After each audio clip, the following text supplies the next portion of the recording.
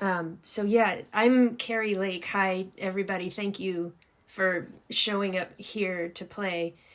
And good, other people are going to show up. Oh, there you are. I want to share a little background about myself so you know where I'm coming from in this idea of interspecies intuitive communication, and why to me it's profoundly relevant to the ESP projects in the world, and the way people are approaching using AI and machine learning to communicate with other species. So when I was an infant, I was aware of communication with other species. Many of us are, but for whatever combination of reasons within myself, the connection with other species remained more real than the connection with the humans who were around me. I would, as a toddler, lay in the grass and just listen to the music. I would listen to the conversations between the insects and the flowers, the apple trees. I would go sit with the apple trees and they would tell me jokes. Now, it wasn't, like a human riddle, like a knock-knock joke per se, but the way it felt to be with the trees was they were always reaching in and tickling me. And it was very, very clear that the connection was direct. It was me with the trees and the trees with me. But you're a toddler, so you don't have cognition to have a way to understand from a human perspective. You don't have vocabulary to share with adults and say your experience in a way that adults can also relate to from within their conditioning and their worldview. So by the time I was 4, my parents were telling me the dog is not talking to you, right? Like, and being told directly, this is not happening. And no, you don't feel these things. So again, for me, that intuitive sense, the feeling of connection was more real than the words that were coming to me from the outside. By the time I was 11, I was asking the horses, how do you do it? People don't see you and they don't recognize your beauty and they don't listen to you, but you keep giving to them. Show me, teach me this. And so the learning that I did was direct with the animals. It was listening to how my own systems are affected, how my body is affected, how my thoughts were affected, how my emotions were affected by remaining open to that connection. That was well before I ever met somebody who was offering animal communication as a service.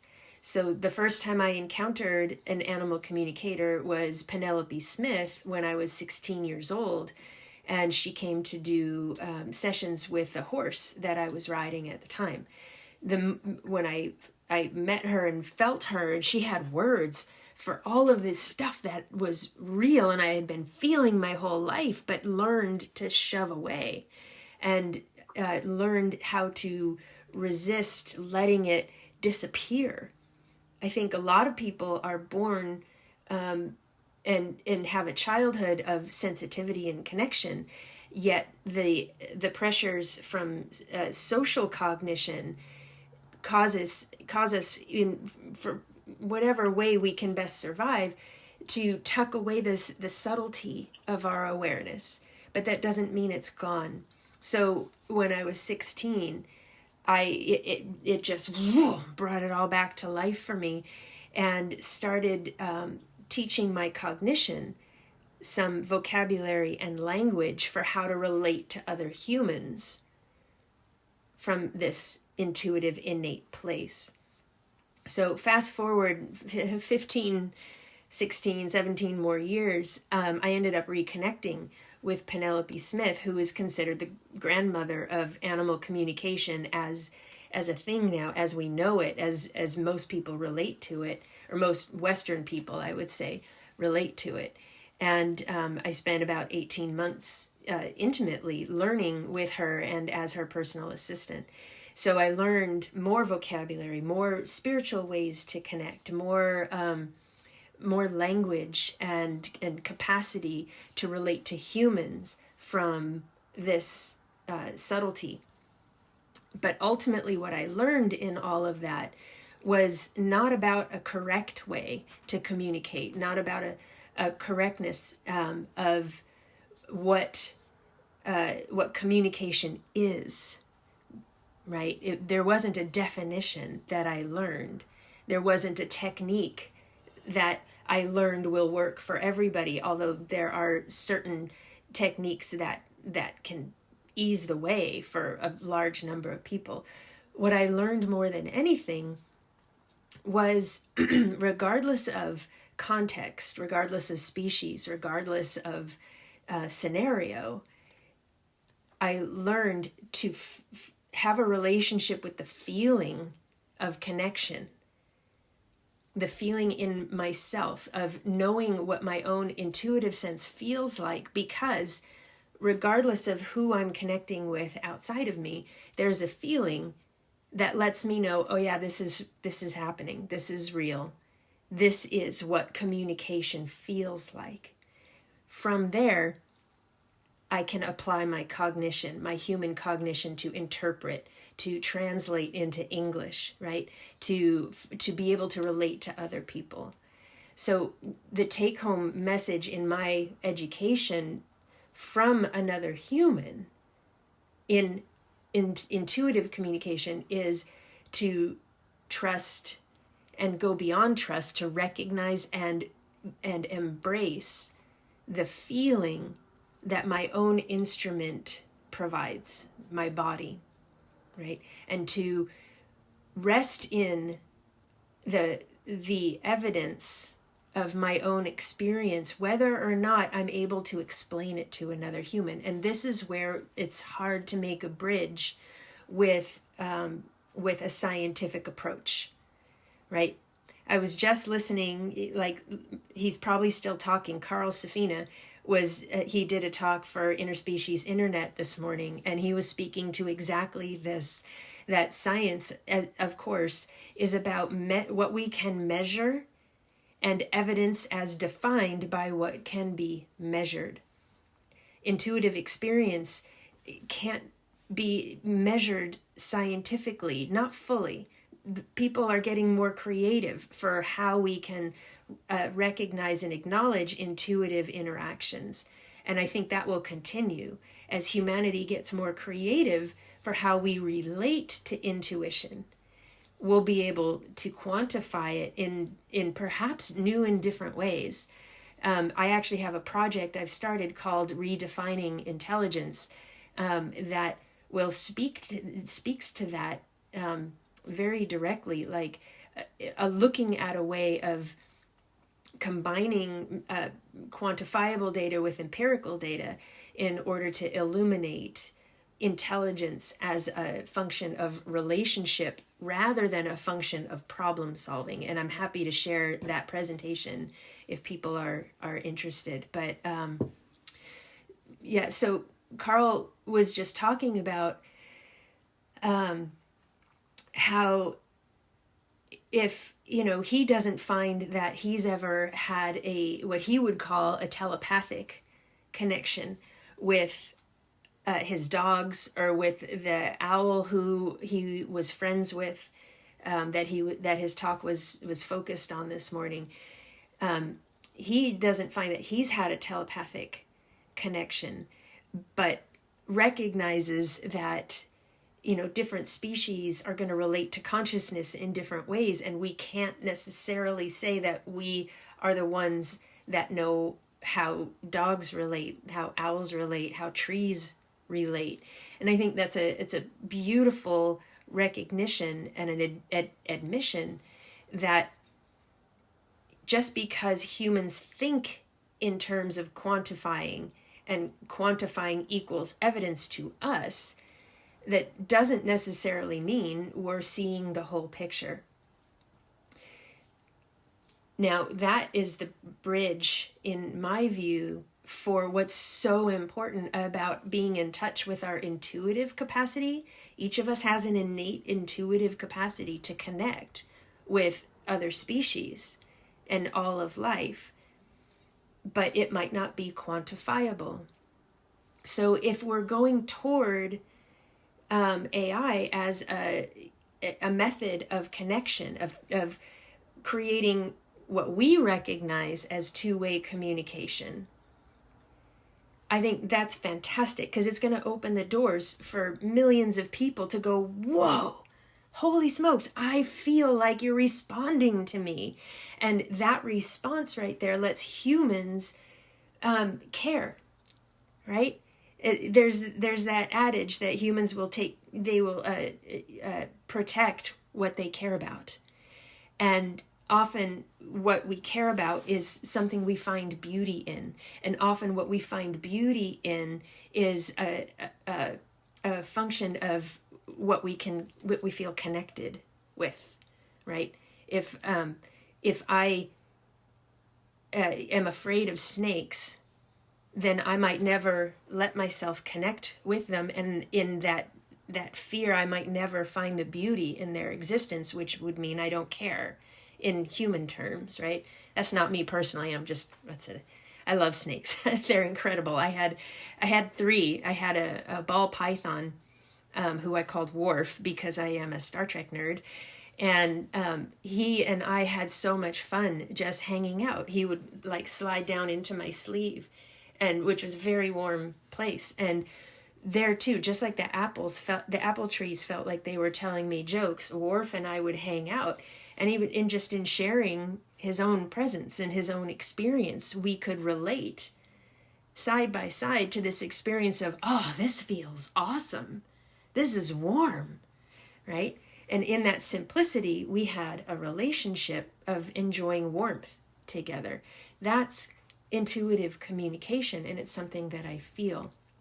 So as AI develops this capacity to give humans a context for connection with other species, it's going to open the way profoundly, I think, for a lot of intellectual people to not only have an intellectual relationship with this other species, but maybe to have a relationship between their mind and the heart of their own intuition, of their innate technology, of the way that our body is already designed to vibrate and communicate and say, something's moving here, something's happening here.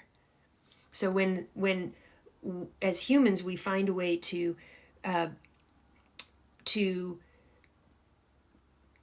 regenerate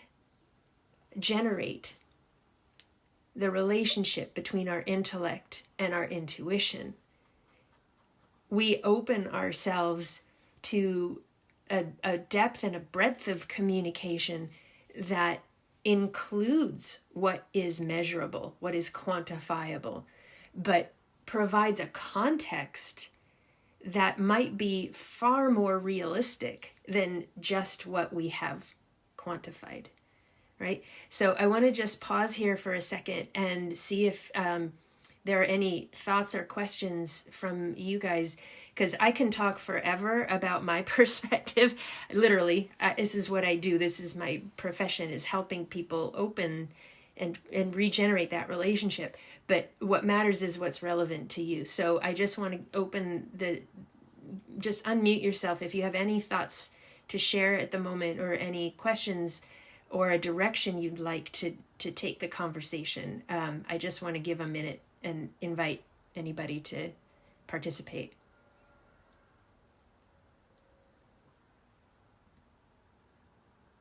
So I came in a little late. Can y'all hear me okay? Yes. Okay. But it seems like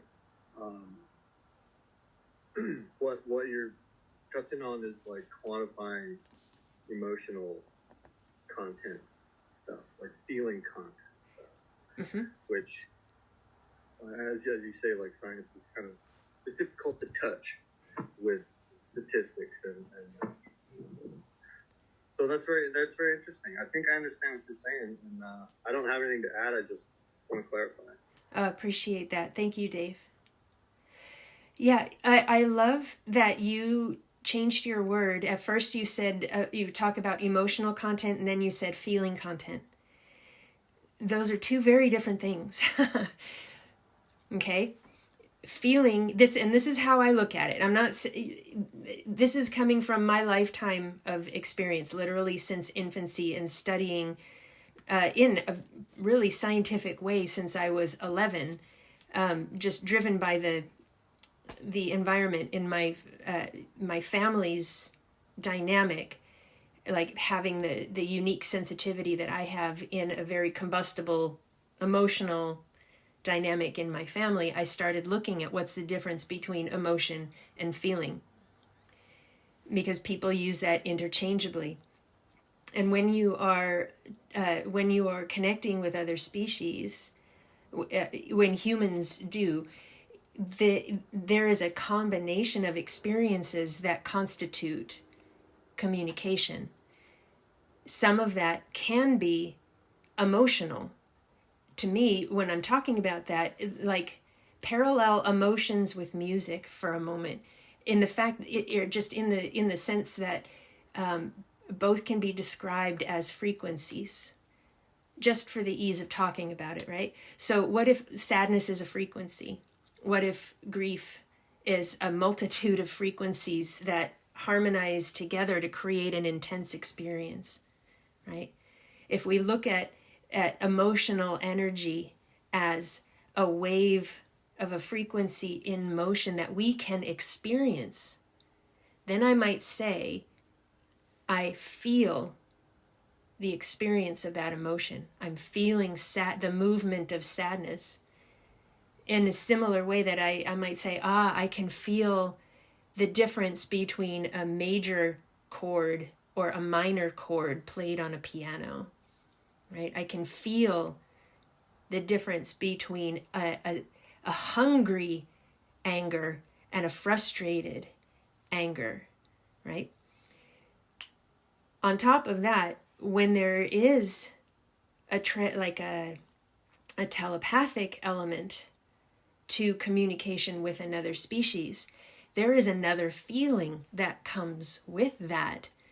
And it's different, it's unique for everybody, but it's also kind of the same for everybody. And this is, again, my experience of a lifetime of looking at this very granularly in a scientific approach that I don't have data for other than experience, because it's hard to, quantify the data. But talking to, however many people over my lifetime, it's unique for everybody, but also somehow the same. And there is a feeling to telepathic communication. And I would just attribute that to the fact that just like a musical note, there is a movement of energy that we call telepathic that affects our cells. It affects the way our body responds to that particular frequency. And once we are aware that there is that experience to recognize called a feeling, then we're available to feel it. When it shows up, boom, there it is. So when I'm connecting with non-human life, with, I remember one very specific time I was just sitting at the desk, like staring out the window, and I heard, not through my ears, but through that telepathic system, that feeling that affected the cells of my body and reverberated so that it gets interpreted as hearing, not through feeling it through this instrument, but feeling through another instrument. I just heard this, hi. And it reverberated through the rest of my body, just like if it was your voice saying hi. And I'm, oh, hi. But it was my cat. Like my head had to turn and look down, and there she was. Like, hi. Okay. Now, there's no way science, I mean, electrodes and all the things we could, it happened way too fast for me to go to some scientific lab and say, this should be studied, right? I remember when I literally was 11 or 12 and having so much clarity come in about all of this, thinking to myself, oh my God, science should want to study me. And that would not have gone over well. I probably would have been put in an institution. So I'm happy that didn't happen. But there are things for science to study. It's just a matter of getting creative for what to study without science crushing the very experience it's trying to study, which, Danilo, I so appreciate what you are sharing with the community through your work with the plants, and I love what you're sharing with the symbiotic senses, helping people relate and translate one sense to another, because ultimately intuitive communication functions in exactly that way.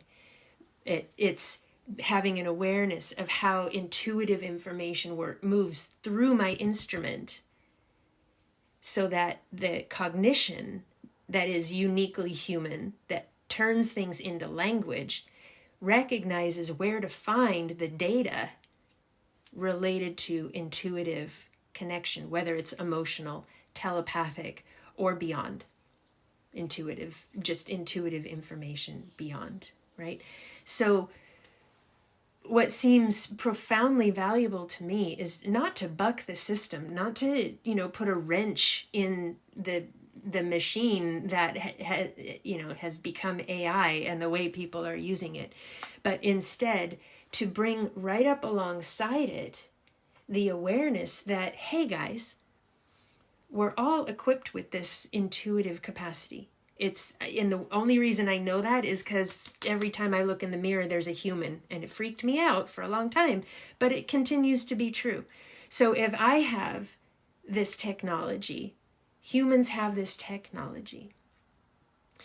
If we want to be connecting with other species, and other species communicate with us through this technology, it seems super important to me to help humanity at whatever level they can have a relationship with their own inner technology. It doesn't mean everybody has to become a professional animal communicator. It doesn't mean that every animal is trying to deliver a spiritual message. A lot of that depends on the questions the people are asking.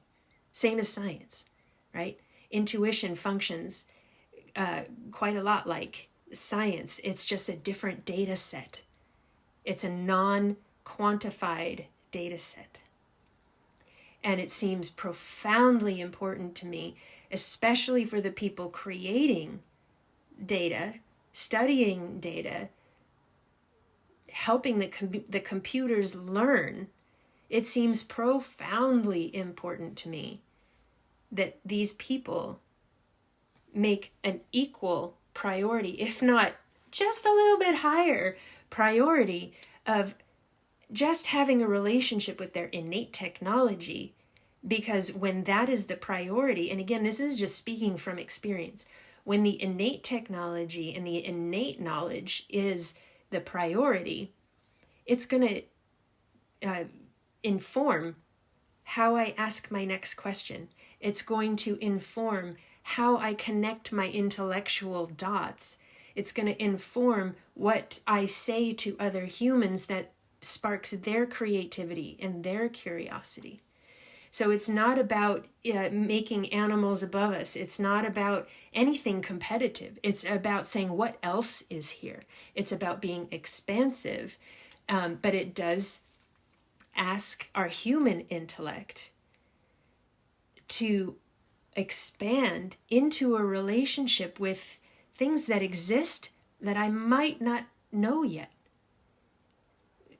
Asking my human intellect to find, where is my empathic sense already functioning? Where is my telepathic sense already functioning? not to identify and go, I am an empath and therefore I am a healer and therefore all the things, you know. Some people function that way. And I don't mean to belittle it at all. There's some things that get blown out of proportion that, and people identify with, that may or may not serve them. It may serve for a while, but there's always the invitation for us to come back to this very simple and grounded relationship between the intellect and the intuition, that's functioning all the time anyway, whether or not we're relating to it. And the more I have found, the more that I welcome a relationship with with the way the intuitive system functions through me now, it starts to inform every step I take and all of my work in the world in a way that brings me parallel with non-human species, rather than always functioning from the human intellect and trying to relate to other species in a way that makes sense to humans. I'm actually kind of unspeciating myself a little bit to say, okay, how does life connect us? What does that feel like within me? And then from that foundation, how can I apply my human intellect and ask questions that are in service to the whole, not just in service to what humans think is the next thing that needs to happen. Often those things will be parallel when we're coming from an open heart, when our heart, it truly is about connection. That's where there is an absolute parallel between what humans would do and what would serve all of life. But it's helping humanity find and recognize and enjoy and explore that which cannot be quantified as a foundation for what we can quantify. Seems vitally important to me if we want other species to relate back to us through the technology that we are creating. There's so much I could say. I could talk forever about this, because it's been on my mind. The AI's been on my mind in this way since 2010, and I didn't know anybody was working on it. The last thing I want to say, and then I want to open this up for anybody else to speak, but when I saw Aza's presentation, the YouTube video where he shows the images of the shape of each language, right, and how AI is relating to the data points in such a way that the languages end up having a similar shape. I got all excited because the way the computers have been taught or have learned to create these relationships between words and concepts, it's actually parallels my awareness of how intuition functions as well. Like, here's this super processor. How is it relating to all this data in the world? It's so similar. Humans look at intelligence and study intelligence in terms of how to solve problems, right? But what if intelligence is really about how we relate and how dynamically we can be aware of relationships? When I saw that shape, I was like, oh my God, this is how intuition works as well. There isn't just one shape. There are various shapes to things, but intuition is looking at how all these different data points relate to each other.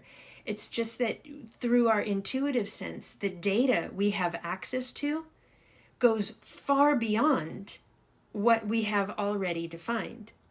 Machine learning is looking at a language based on what we have defined, the words that we have, and picks and crosses over from the data that humans have determined is important enough to look at. Intuition functions in very much the same way, but there is access to information our mind would not know to count or look for. And this is where that innate technology comes in, because the relevance of data the capacity to recognize data, when you get a stroke of insight that came from some kind of connection I never would have thought to look for. Machines have only to look for what they've been given to look for, right? And so having a relationship with our innate capacities, our innate technology, it doesn't mean every one of us is going to have all these strokes of insight. It means what I'm doing as a human is making a priority of the aspect of myself that functions a lot more like the rest of the species on the planet. It puts me more in a state of consciousness that other creatures can feel me feeling them feeling me, feeling them feeling me. And we could call that connection, right? So when I prioritize that state of being and then I apply my linear intellect, I might be creating in a way that is intuitively of greater service to the whole and less biased toward just benevolent bias. It doesn't have to be malicious bias, but less biased to the way humanity perceives the world, trying to fit into a data set that we already find recognizable. We got to be available to things we can't recognize, and that happens on the intuitive levels is really where that simplifies to. So anyway, like I said, I literally could talk for days, but I want to just pause here and again invite any thoughts or comments from all of you. And what is your experience in intuition? I could offer, if you like, a profoundly simple way to help the mind relate in these ways, leaving the floor wide open. I'm happy to offer you a little tool that I teach everywhere. It's profoundly simple and universally profound at the same time. If that's interesting, happy to do that. But yeah, Danilo, yeah. But let's pause for a second and just see if anybody has comments or questions before I go into that.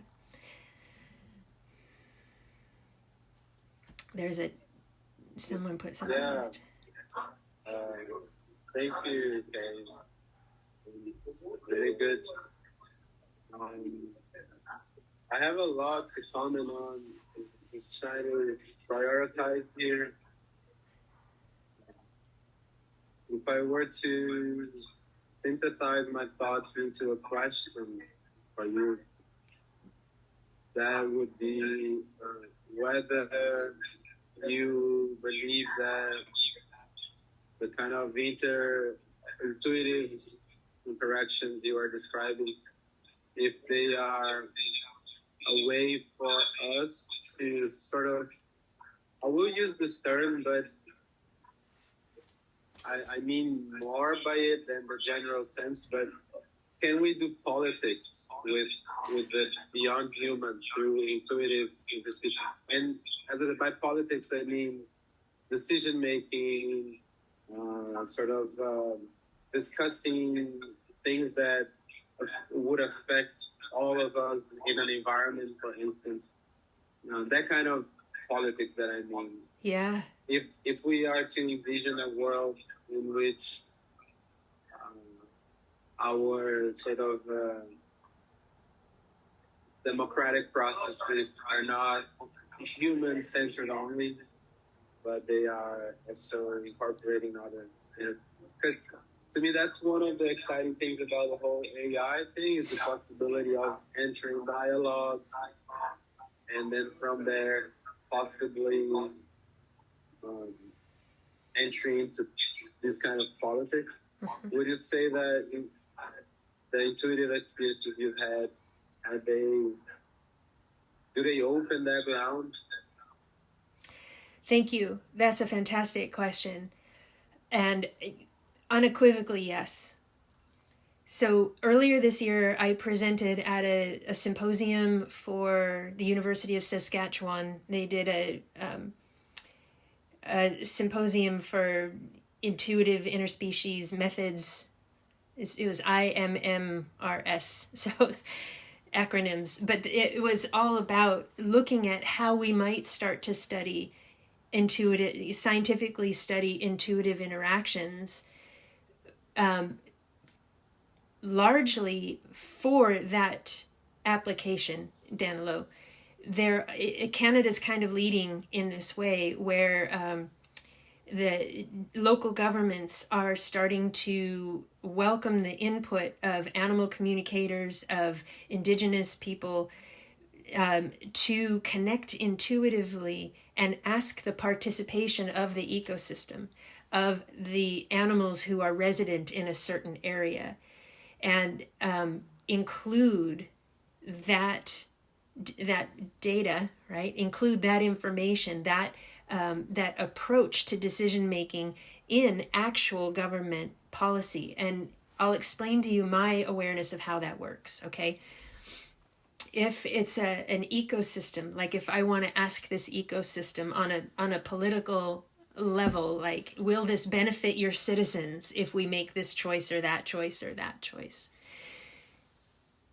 As a human, I have this cognition of citizens, of how many square kilometers, of what an ecosystem is, of what science says about the ecosystem. I have that cognition. So when I then expand my awareness to the intuitive data, the intuitive connection with these other living beings, it's like I'm bringing this awareness to the table, but I just put it on the table, like to be displayed. There's no promotion of it. It's not like I have to defend my case. It's not like I'm saying, all right, nature, here's what I think you should have. Here's what you need. It's not that. It's me just putting, well, here's my awareness on the table. But then I expand what I would call my heart. It's creating a space where I can be aware for what else is on the table in our shared space. And in that opening, I can become aware of the trees, the water, the movement of water, mosses, beaver, the ground, the mycelia, the bear, whoever's there, even if I don't identify them specifically, by creating this space, and I put my awareness on the table. Now, this is all, it's intuitively done, and different people have a different capacity for this awareness, okay? So I'm not saying that this is what everybody should be able to do. I'm saying we all have technology to connect in this way, in our own way, and it's worth learning that about yourself. But to your point, we can put our awareness on the table and listen in this open space where I'm not pushing anything and I'm not trying to get anything. I am simply part of it. That's when I start to become aware of the input of the other life forms. Now, in distinguishing what might be the best approach, what I'm going to be watching for is a sense of movement, ease, and harmony that feels like a wide open yes. It's a feeling when there's no conflict. It's a feeling when there's no push-pull. There's nothing to take, there's nothing to get. It's a co-creation at that point, and it's a feeling of, some people would describe it as elation. Some people will describe it as harmony. Often I'll use the words the absence of conflict, right? It's a feeling that is absent of conflict. And if I, as a human, want more clarity for what I've put on the table, then what I can do is maybe I connect with everybody and I can feel embraced by the trees. I can feel the input of the land in a way Native people might describe as well. because you feel the life force.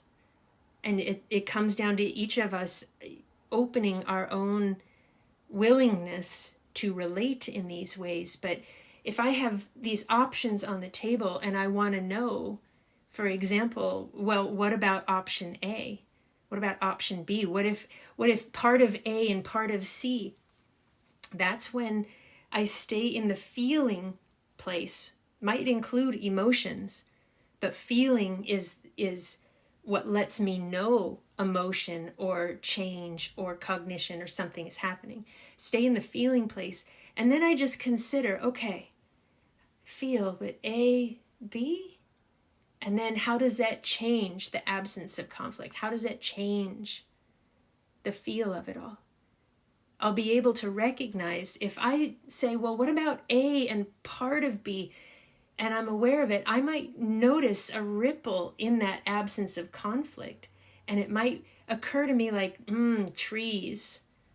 Like, maybe this combination isn't working for the trees.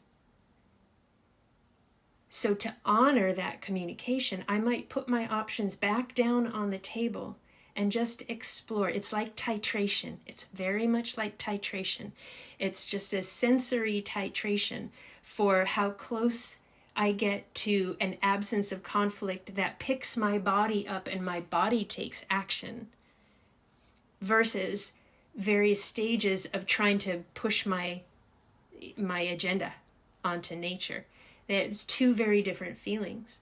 So having capacity to connect with my ability to listen through feeling, i.e. intuition, right? I can become more adept at a two-way connection by, I don't know, I call it the t-shirt game, right? I can try on a t-shirt and that says, cut down all the trees. And what does that t-shirt feel like when I put it on? Not projecting out here, but looking at these cells. Like my cells, if I put on a t-shirt that says cut down all the trees, and I really genuinely, with no agenda, look at how does my body respond, my cells are going to vibrate a certain way with that message of consciousness. And that's proven through Dr. Emoto's work with water. It's proven in cymatics, how frequency affects the movement of particles. So I can take that same understanding, try on a t-shirt and say, well, this feels like conflict, or it feels like the absence of conflict. And in effect, titrate my awareness with respect to other living species in this political way that you're talking about, right? That it is a dance of understanding how my intellect interacts with non-intellectual experience, with felt experience, and it's a skill, right? So it is a skill that anybody can develop, but it begins with not trying to get something new. It begins with becoming familiar with how your own intuitive technology is already serving you. Then you build upon that. And in my experience, and I've heard so many other people speak to their experience as well, if you are asking the land how it would respond to me making this move or that move or that move, you will absolutely intuitively get the sense of when the land says, oh my God, thank you for listening. When the animals say, thank you. And it might mean you still shoot the deer because the deer showed up, because you said to nature, I'm hungry, and the deer shows up and says, here's my body to feed you. There's still a thank you. Thank you for listening. Thank you for communicating.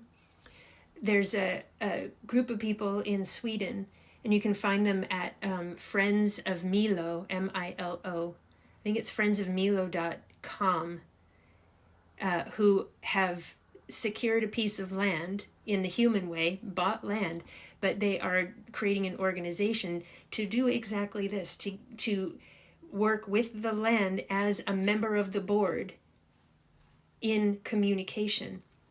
And it's remarkable. It's quite exquisite how they're building this. I think it's absolutely revolutionary. And I think it will be a foundation for exactly what you're talking about, Danilo. Like, how do we have these conversations? What was that project called again? Friends of Milo. Let me look it up just to make sure. You don't want to send on the chat? What's that? Could you check if it's the one I just sent over the chat? Okay.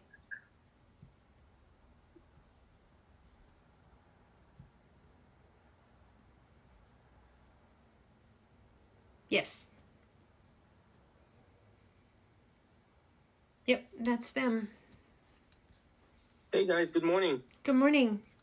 Do you mind if I ask you a question? Yes. I've been enjoying listening your perspective on emotional aspect and feeling and vibrational aspect of communication for different species. But from your perspective, how would you? I think people who already inclined to think that way, like more like vibrational and energy and thank you and feeling oneness with interspecies, with nature, they already have buy-in. I think what's very important is to get buy-in for people who think or feel differently. They think with numbers, they feel with numbers, they feel with data. So from that perspective, I think it's very important to be able to somehow visualize this numerical, like how numerically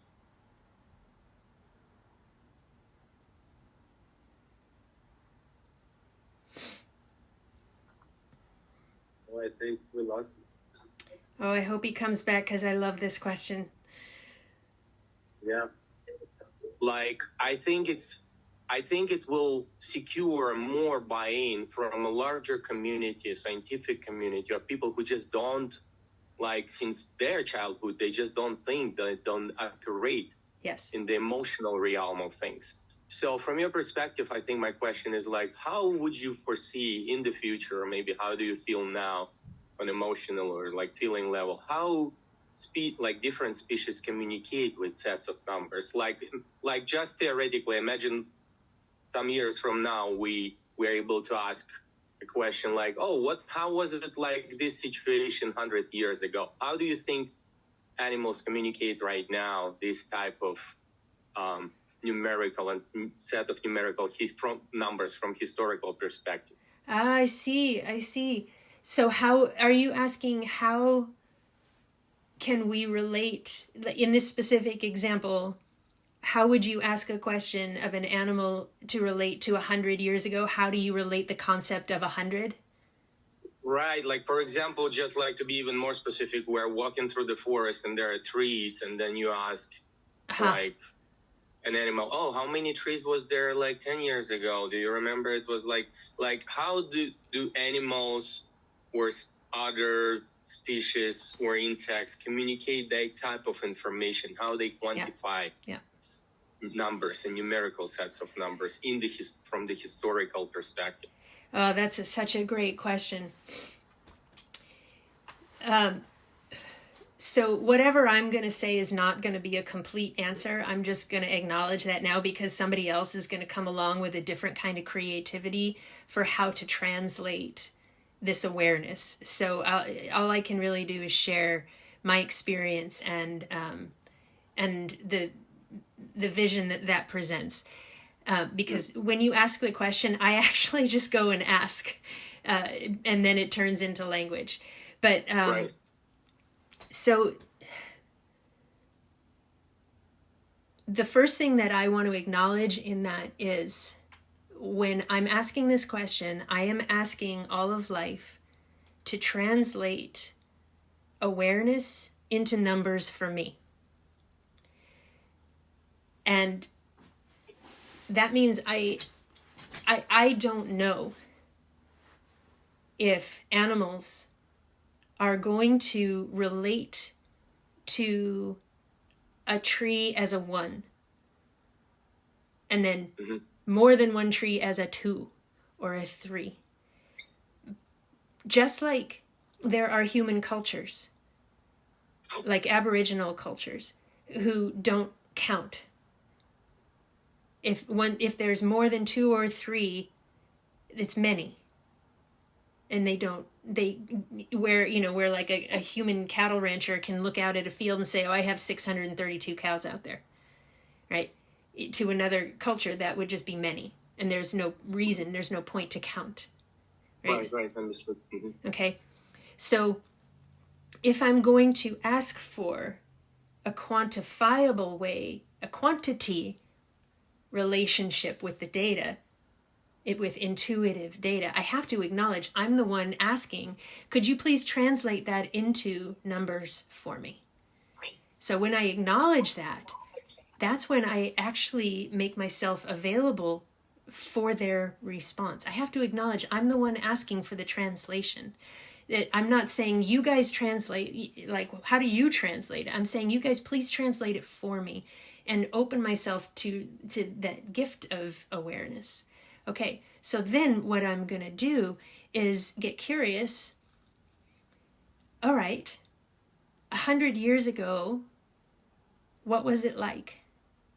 Now, how do I translate 100 years ago? We'll make that a little bit more relatable with a question for you, right?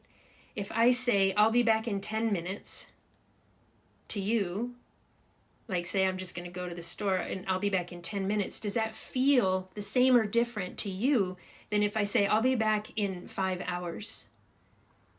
How do you relate to 10 minutes and 5 hours? Is it only intellectual, or do you get, you just have a sense like, all right, 10 minutes, right? If I say... There are more than just intellectual, obviously. There are more feelings to it. Yes, exactly. So even people who relate to strictly quantifiable things, there is a system in them that will already recognize a felt approach to data that can overlay with the quantifiable, the 10 minutes or 5 hours, the 100 trees or 10,000 trees, the 10 years ago or 1,000 years ago. So it is like learning another language from a different data set called intuition, a non-quantifiable data set. But the language you're learning is, it comes through recognition of how things feel and helping our cognitive, the part of us that assigns the definitions, recognize, let's look at that information. Okay, now we can give words to that information. That feels like a lot. That feels like a little. And if I say, okay, Forrest, what were you like 300 years ago? Then I would, to go back to the example we used earlier, I would bring my awareness to how things feel. And it really is just the cells. It's just cells. We all have cells. So we have a relationship with our cells. And when I use my thoughts, the experience of my cells might change. So if I use my thoughts to consider 300 years and I put that on my table, then I'm going to go 300 years. Okay, that's how I relate to that. Now 1,000 years. That's how I relate to that. I'm going to put on the table. And in this way, I start helping my quantifying mind have a way to bring quantity, a relationship of quantity, to something that can only be communicated intuitively. Because I'm not 1,000 years ago. So it's... Right? So tell me if that is addressing your question. So you do not foresee information that can be communicated only intuitively represented visually, like, for example, creating the relationship between, like, from that same perspective, from the same approach with the emotional frequencies and representing them in language, visual language, or visual numerical values. It's always going to be like if it's always going to be emotional, and on an emotional level, how do we visualize the data? I think it's going to end up looking a lot like music, right? And how to represent emotions through the movement of waveforms and perhaps colors, things that are then translated into ones and zeros. So, for example, or numbers, right? Look at the hexadecimal system, right? That's a way to translate color into alphanumeric data. And color we know is a light wave. So somehow we've been able to represent a light wave on a screen and then assign it numbers. So it's going to be something very similar to that. And that's actually what this project, Redefining Intelligence, is kind of pointing to, is how do we have to look at communication and look at relating, how we relate, so that it can be quantified. And I think it can only happen, at least so far, if we relate to it with frequency. Like, look at cymatics as well. You know, are you familiar with cymatics? You mean you're referring to psychocymatic communication? No. So cymatics is this. Picture a table, a vibrating table, and there's sand on the table. Oh, yeah, and the sound, you apply the sound to it and represent it in the different shapes. Yeah, exactly. So intuitive communication is a lot like cymatics. You use your thoughts to create a frequency. The frequency vibrates your liquids in a way that your nervous system can pick up and translate when you have drawn a relationship between felt data and thought data. Right? And so if we want to turn the emotional stuff into numerical values and quantifiable things, I think it's going to have to start from that place, that we recognize the movement of frequency as data, whether or not we understand it yet, whether or not we can define it yet. But we can experience it, and that's our innate technology. We got to have a relationship with that before we can start shoving it into numerical boxes. Thank you. Thank you.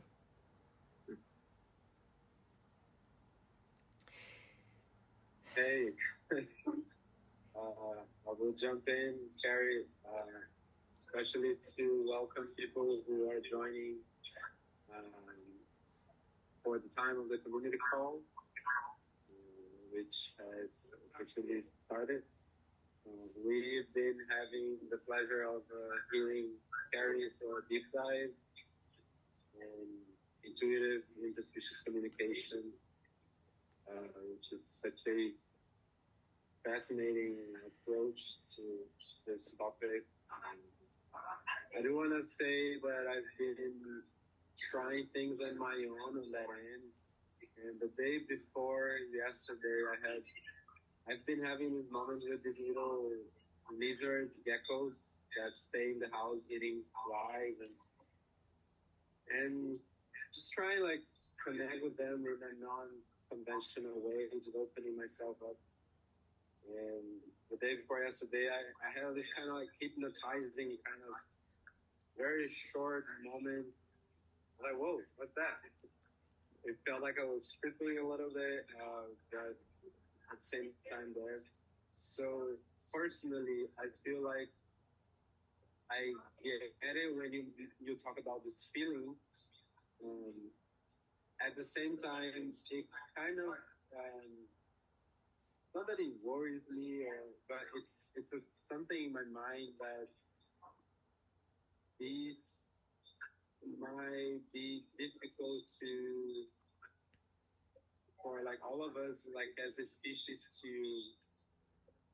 awaken or reawaken, even though that's innate of us. Just like thinking on the current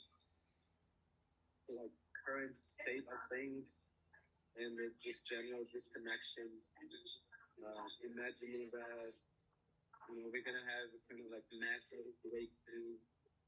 But I have a hard time imagining it, but that is no reason why we individually shouldn't try, right? Yeah. So Yes. I definitely appreciate your insights on that.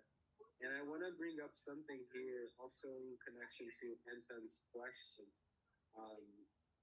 This whole discussion of data and how these interspecies interactions could happen in regards to data. I don't know if you guys know of Nara Bateson, but she's been doing some interesting work around this concept she has coined, which she refers to as warm data, as opposed to cold data, where cold data would be simply the kind of numerical